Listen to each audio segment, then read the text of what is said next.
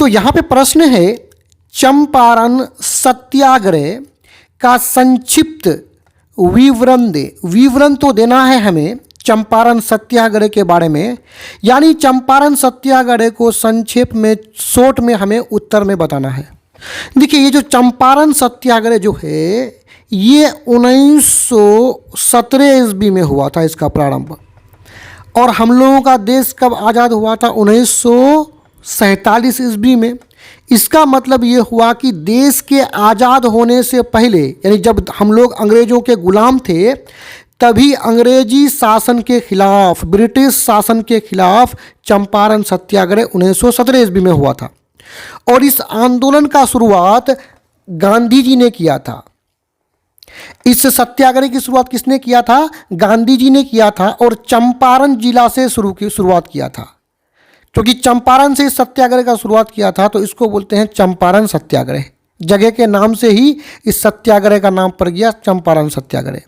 तो ये चंपारण सत्याग्रह आखिर हुआ क्यों था? आइए इसके विवरण हम लोग उत्तर में देते हैं। विवरण का मतलब डिटेल में इसको बताना देना।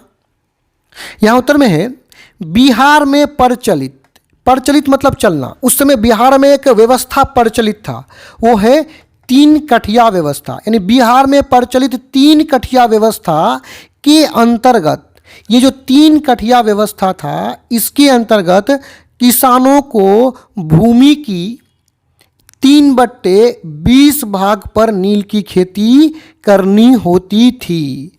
यानी ये अंग्रेजों ने कानून बना दिया था कि बिहार के जो किसान है उस पर 3 कठिया व्यवस्था लागू कर दिया था।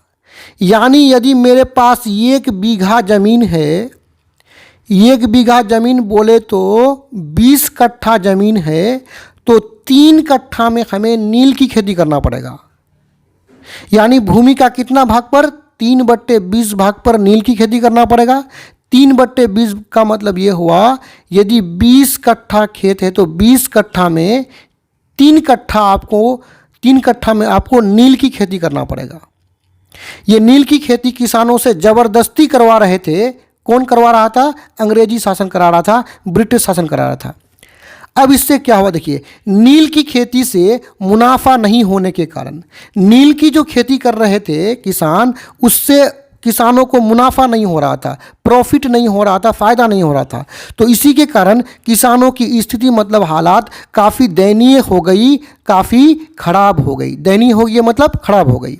यानी नील की खेती करने से किसान की स्थिति काफ़ी क्या हो गई? दयनीय हो गई।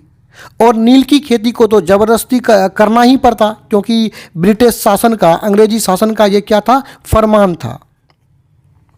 तो आगे क्या होता है? देखिए, किसान परेशान हो गया। अब क्या होता है? किसानों के पक्ष को लेकर, किसानों के बातों को लेकर गांधी जी ने अप्रैल 1917 ईस्वी में चंपारण से, कहाँ से? चंपारण से सत्याग्रह आंदोलन का शुरुआत किया था। सिंपल सा है, ये जो चंपारण सत्याग्रह आंदोलन है उसकी शुरुआत हुआ था 1917 ईस्वी में, और चंपारण से इसका आरंभ हुआ था, शुरुआत हुआ था। और ये आंदोलन किसके खिलाफ हुआ था? 3 कठिया व्यवस्था के खिलाफ हुआ था।